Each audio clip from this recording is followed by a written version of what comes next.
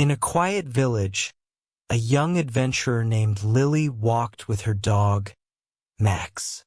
She had just started learning the English language, and today she was curious about articles.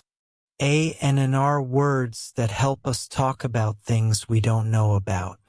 They come before nouns and tell if something is specific or general. Lily was excited to learn how these words change the meaning of a sentence. Lily stopped at a small shop and bought a red apple. She thought, "Why is it a and not an?" The shopkeeper smiled and said, "It's because apple starts with a consonant sound, not a vowel. So we use a for consonants and an for vowels, like apple sounds like AP with a P sound, not a." Lily nodded, understanding this rule for the first time.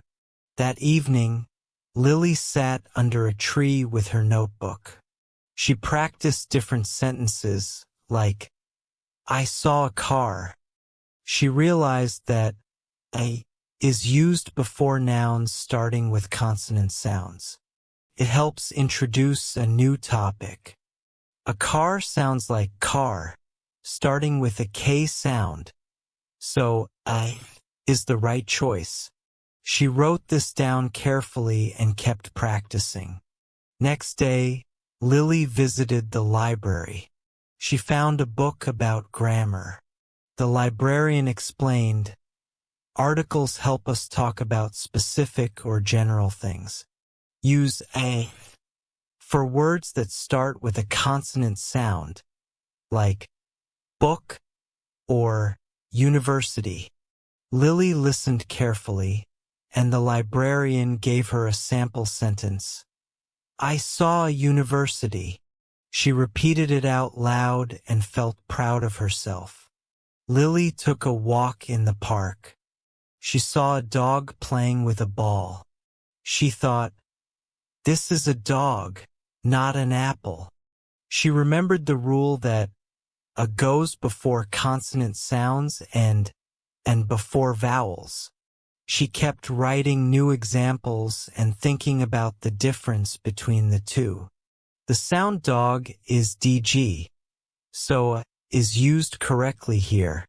Back at home, Lily started drawing.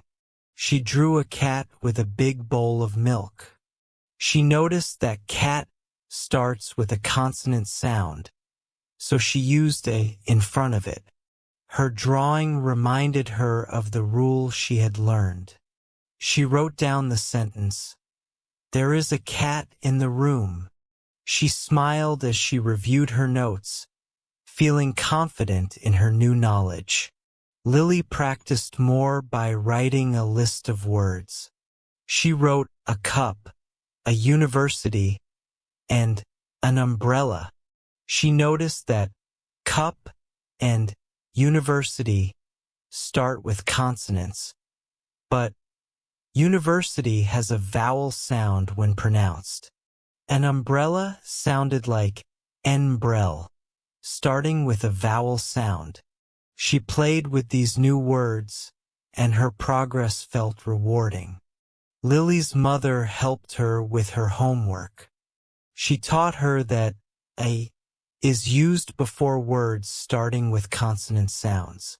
For example, a university wasn't correct because university is pronounced with a vowel sound. The key was to look at how the word is pronounced, not just its spelling. Lily asked, "What about hour?" Her mom said, "It's an hour because it starts with a vowel sound." As the sun set, Lily went out to enjoy the view. She saw a beautiful sunset and said, "This is a memorable day." She realized how important articles are in English. They help clarify if something is special or not. The difference between a and makes her sentences clearer and more natural. She felt proud of how far she had come in her learning. Finally, Lily decided to write a short story. She started with, "There is a cat in a house." She made sure to use a for all the consonant sounds and for vowel sounds. Her story showed her understanding.